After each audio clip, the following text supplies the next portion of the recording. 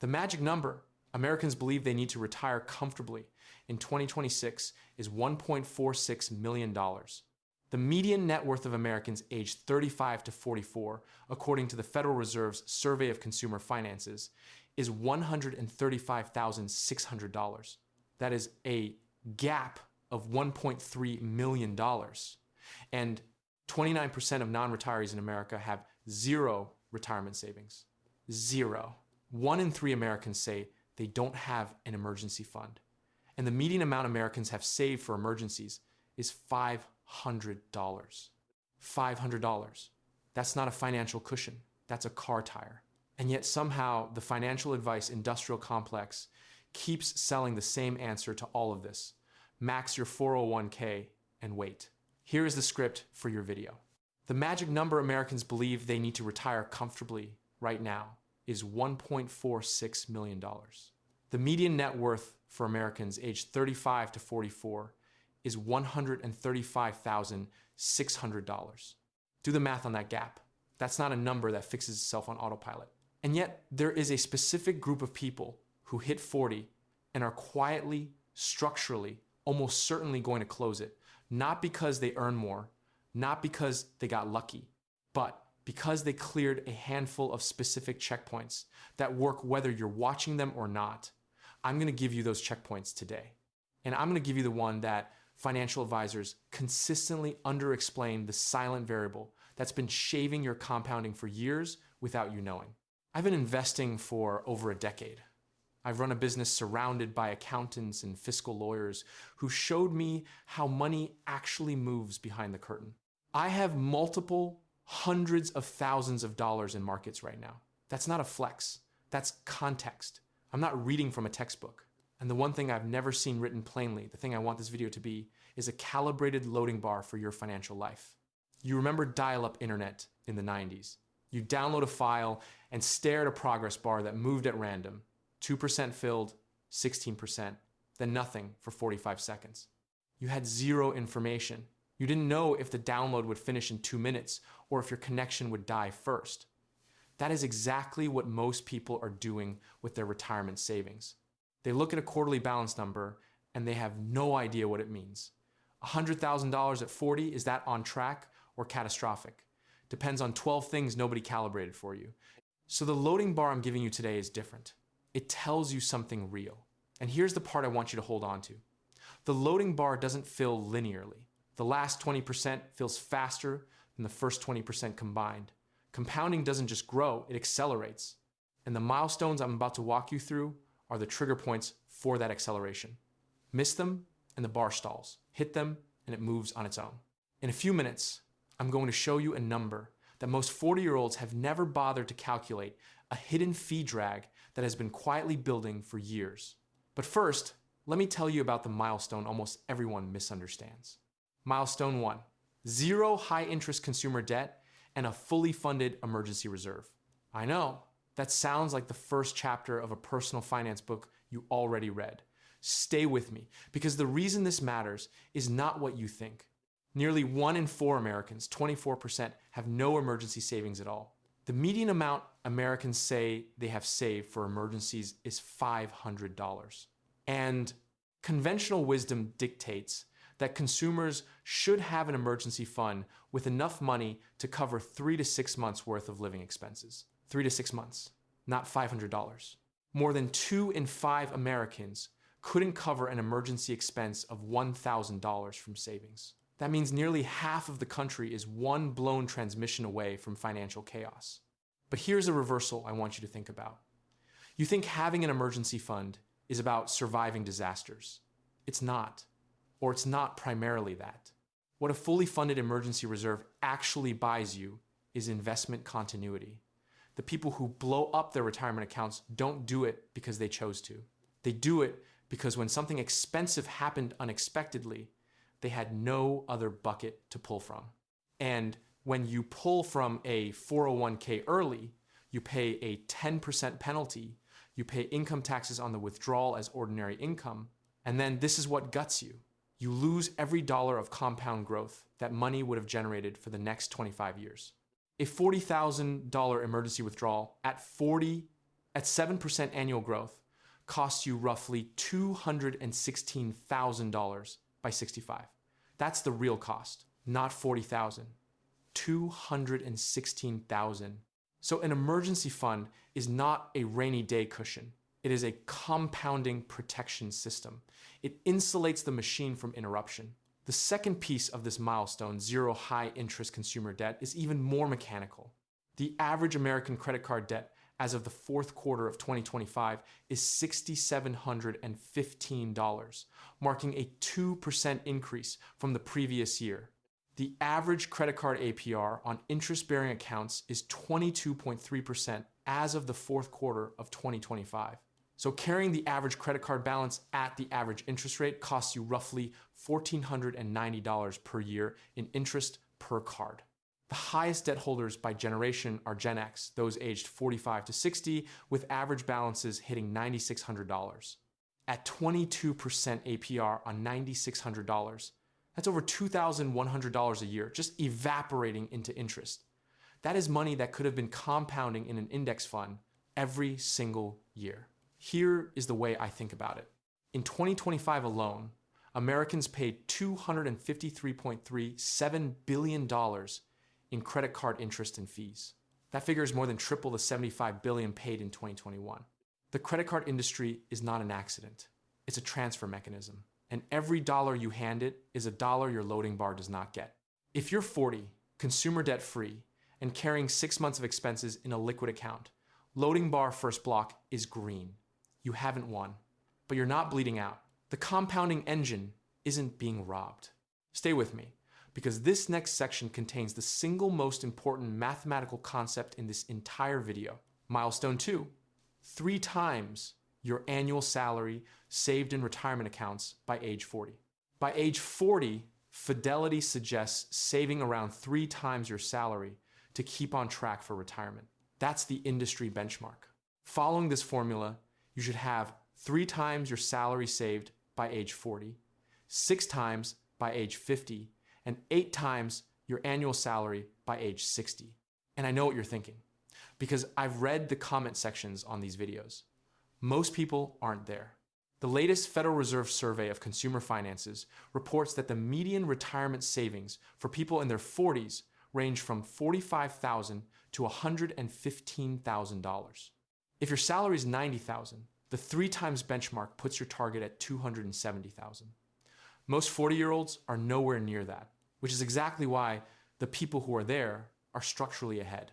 But here is what makes this milestone so interesting that it deserves its own explanation. And this is the concept the loading bar analogy was built for. There's a threshold in compound investing called the inflection point. When your investment balance is small, your annual market returns are also small. If you have $20,000 invested at a historical average of 7%, your portfolio generates $1,400 in growth that year. Meanwhile, if you're contributing $5,000 a year to your account, your contributions are 4 times larger than your portfolio's organic growth. You are the engine. The money is a passenger. But when your balance crosses a certain level, something flips. The portfolio starts generating more value per year than your annual contributions. You become the passenger. The money drives itself. For someone earning $90,000 a year, contributing 15% to retirement, $13,500 per year, the inflection point hits at around $193,000. At that balance, a 7% return generates $13,500 in portfolio growth annually, exactly matching your contributions. By the time you hit $270,000, the 3 times benchmark, your portfolio is generating roughly $18,900 in growth per year, more than your contributions. Loading bar fills without you pushing it. This is not a metaphor. This is arithmetic. The 3 times benchmark is the approximate moment when the machine becomes self-propelling. Below it, you're racing. Above it, you're managing. The psychological difference is enormous. People who hit that inflection point before 40 tend to stay invested through downturns because they understand they're no longer dependent on the deposit alone. People who haven't hit it tend to panic sell at market bottoms because the portfolio doesn't feel real yet. It still feels like a small number they've been manually building. In 2024, only 35% of Americans felt on track for retirement. Just 42% of those aged 45 to 59 and 50% of those 60 and over felt prepared.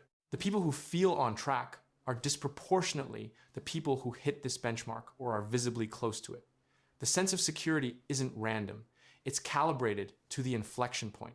By the way, hit subscribe if you like the content. Otherwise, YouTube's algorithm may genuinely never surface this channel to you again. I know. Annoying mechanic, not my call. Loading bar second block. If you've hit 3 times salary, it's green. If you're at 2 times, you're 40% short. But the compounding acceleration is close. The gap between 2 times and 3 times salary is the most productive stretch of your financial life. That's where effort still matters enormously. There's a man I want to call Marcus. He grew up watching his father work a factory job for 30 years, collect a pension, and retire at 62 without a spreadsheet in sight. Marcus internalized that model. Work hard, save something, it'll probably work out. By 40, Marcus had $150,000 in his 401k, owned a house with equity, carried no consumer debt. He looked at his loading bar and thought, this looks okay. This isn't a success story yet. Marcus will come back. Knowing these milestones and actually building a financial system around them are 2 genuinely different things. I had the theory for years before I had the architecture. The gap between those 2 things, between understanding and execution, is exactly what I spent over a year trying to close with real data. I built something called the exit code.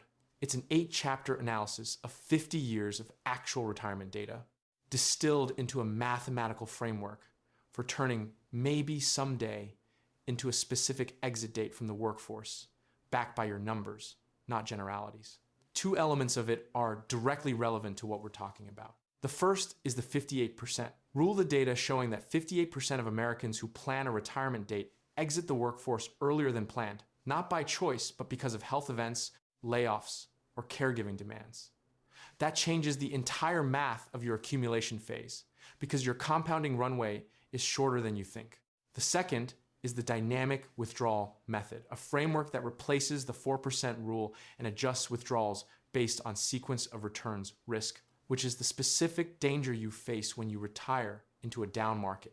If you're hitting these milestones in your 40s and projecting 25 years of compounding ahead, the withdrawal architecture matters as much as the accumulation.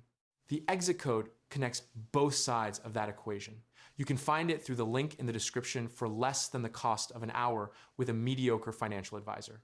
And the math here is not patient every year you wait compounds against you in a measurable, calculable way. Now, milestone 3, a savings rate consistently above 20%. This is where it gets genuinely interesting because the savings rate is the milestone most people track least, and it predicts the most. Here is the problem with tracking your balance as the primary measure of progress. Balances fluctuate. Markets have bad years. Your 401k balance at 40 is a photograph of where you are today in this specific economic moment. But your savings rate is a diagnostic of the machine that produced the photograph. It tells you how fast the loading bar is designed to fill not just right now, but next year and the year after. At a 10% savings rate, financial independence takes 43 years. At 50%, 17 years. At 75%, 7 years. The compression at high savings rates is dramatic, and the math behind it has a double effect most people miss. Each savings rate improvement simultaneously increases annual investment contributions and reduces the retirement target, creating a compounding double effect unavailable from any other single financial variable. When you spend less, you need a smaller nest egg to replace your lifestyle. When you save more, the nest egg grows faster. The savings rate improvement hits both sides at once. With a 20% savings rate, you'll reach financial independence in 37 years. If you can reach a 50% savings rate, you'll knock 20 years off that timeline and reach financial independence in 17 years. Now, 20%, that sounds reasonable in theory. At 40, you're often hitting peak lifestyle expenditure simultaneously mortgage, children and various organized activities that cost more than I'll admit my first business earned in a quarter, possibly caring for aging parents, the inevitable home repairs. I understand the pressure, but I want to give you one specific reframe that has more mathematical leverage than anything else in this video. Every dollar cut permanently removes $25 from your retirement number while adding $1 to annual savings. That's the 4% rule running in reverse. If you spend $80,000 a year, your retirement target is $2 million. If you cut spending to $75,000, your target drops to $1,875,000. That is a $125,000 improvement to your retirement position from a $5,000 cut in annual spending, and you saved more and needed less at the same time. Both dials turn simultaneously. The savings rate is what I call the character milestone, because unlike the other markers, which are snapshots of where you've been, the savings rate is a behavior in motion. It reveals something about how you've engineered your financial life, whether lifestyle inflation, tracked income growth, whether pay raises became savings rates, or upgraded cable packages. It's the one milestone that exposes the psychology, not the math. There's a common bias in personal finance called hedonic adaptation. As income rises, spending tends to rise to match it and then lock in. The house gets bigger, the car gets newer, the vacations get further, and the savings rate stays exactly where it started. As income grows, people are tempted to try to keep up with the Joneses, moving into a bigger home, joining a country club, driving exotic cars, or going on expensive vacations. By 40, if your savings rate is above 20%, it means you've resisted at least some portion of this gravitational pull. It means every time a raise arrived, you didn't convert it entirely into consumption. That's the harder feat, not the math, the behavior. And here's the lost side of this.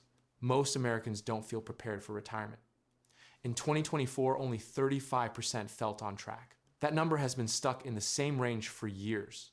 The people who don't feel prepared, almost universally, have savings rates below 15% and below 10%, is a near guarantee of financial distress in the 60s, short of a miracle inheritance or a lottery ticket. Loading bar, third block, savings rate above 20%, consistently, that's green.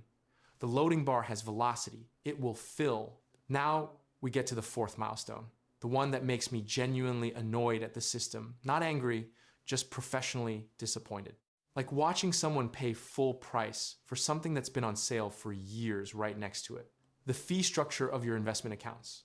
The industry average for financial advisor AUM fees is roughly 1%, though fees vary widely based on the firm, service model, and portfolio size. Add to that the expense ratios of whatever funds you're holding. Imagine you invest $100,000 for 30 years, earning an average annual return of 7%. If you pay 0.5% in fees, your investment grows to about $574,349. But if your fees are 1.5%, your investment grows to only about $432,194. That's a $142,000 difference from one extra percentage point in fees. Over your actual investing life, the numbers are worse. Using Vanguard data, from 1926 through 2019, an 80% stocks and 20% bonds portfolio returned 9.7% a year. If you invest $1,000 a month over a 40-year career, the portfolio grows to about $5.8 million. Now assume you pay an advisor 1% of your investments, a standard fee in the industry. Your returns drop from 9.7 to 8.7%. The result is a portfolio of $4.3 million. The 1% fee costs $1.5 million, or 25% of total wealth, 25% of your lifetime wealth. From a fee, that sounds like a rounding error. Fee drag compounds exponentially, not linearly. A 0.5% fee difference sounds trivial annually, but costs approximately $59,100 over 20 years and $165,800 over 30 years, a $100,000 initial investment.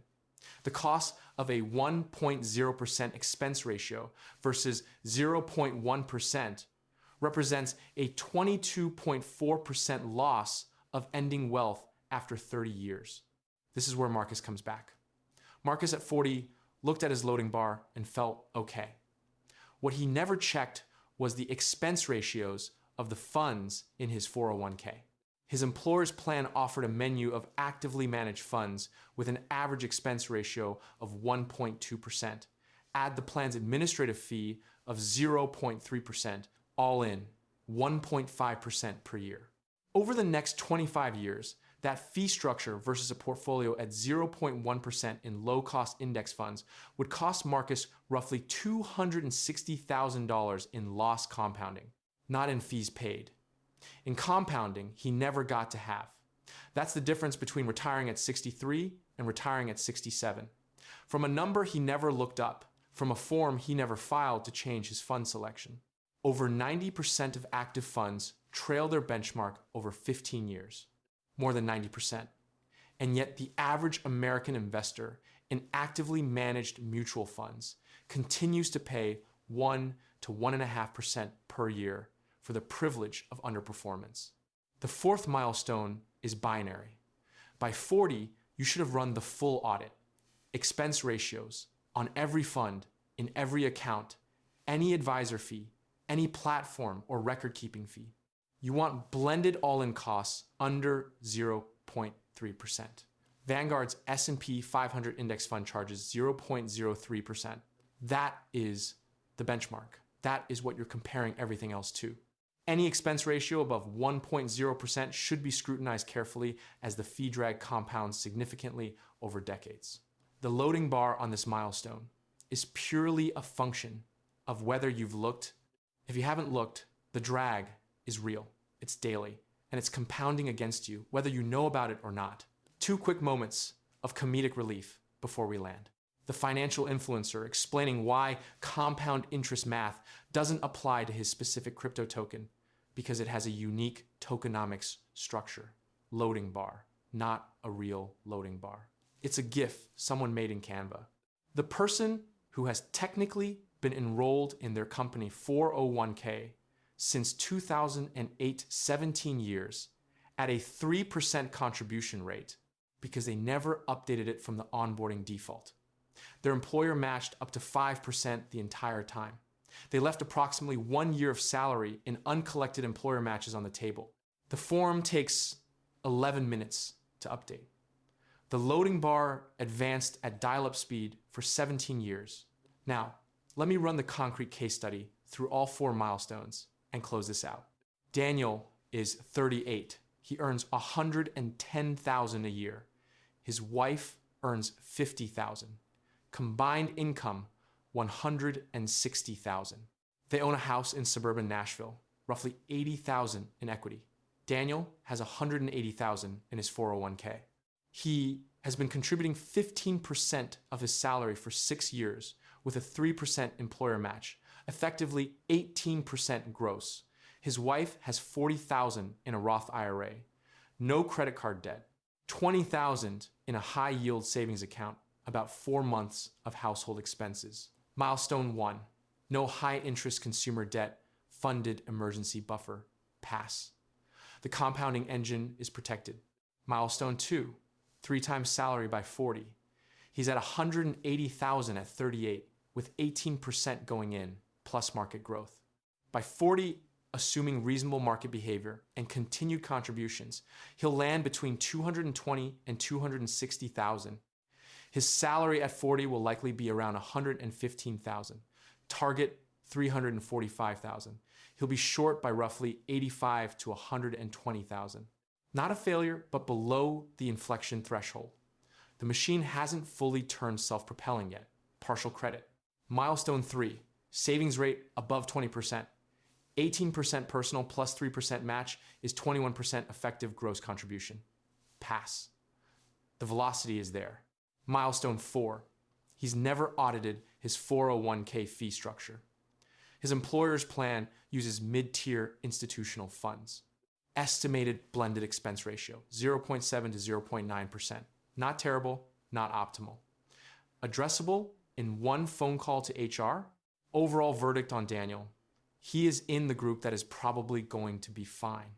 Not because he's aced every milestone. He hasn't. But because the architecture is sound. The foundation is built. The velocity is real. The one thing he needs to fix the fee audit will cost him an afternoon and save him tens of thousands in compounding over the next 2 decades. And he has 2 years before 40 to close the gap on milestone 2 by temporarily increasing contributions. That is what these milestones reveal. Not whether you're perfect, whether the structure is intact. Marcus, by the way, ran his fee audit at 51 when his financial advisor retired and he had to move his accounts. He found the 1.5% drag, switched his entire allocation to a low-cost index portfolio, and recalculated the trajectory. He gained approximately 8 years of compound growth efficiency just by making the change. He's still working at 61, but the gap narrowed. The bar moved faster. That's the thing about the loading bar. You can accelerate it at any point. The earlier you do it, the more runway you have. But even at 50, the change is meaningful. So let me give you the 3 takeaways that are specific to this topic, non-generic and immediately actionable. 1, pull up your retirement balance today and divide it by your current annual salary. If the ratio is below 2, you have a concrete mathematical gap that requires a contribution rate increase, not motivation, not intention, a specific number. Add 5% to your contribution rate for 12 months and recalculate. You'll be surprised how close the inflection point becomes. 2, log into every investment account you own and write down the expense ratio of every fund or ETF you hold. Multiply each by your balance in that fund to get the annual dollar cost. Add them up. If your all-in fee is over $500 per 100,000 invested, meaning over 0.5%, you have a fund selection decision to make. That decision, made once, compounds in your favor for the next 25 years. 3, the next time you receive a raise, a bonus, or any income increase, before you spend $1 of it, redirect 25% of the new income into an automated investment account contribution. Not 50%, not an aggressive restructuring, 25% of the increase. You won't feel it because you never had it. And that new contribution will compound for 25 years without requiring another decision. Lazy investing built more fortune than crypto memes. And the most expensive line on anyone's financial statement is never the fees they paid. It's the audit they postponed. The median net worth for Americans 35 to 44 is $135,600. For those in their 50s, the average net worth is $1.364 million. But the median is only $180,227, meaning half of households in that age range have less than that, offering a more realistic benchmark. The milestones in this video are the architecture that separates the people who close the gap from the people who never calculate.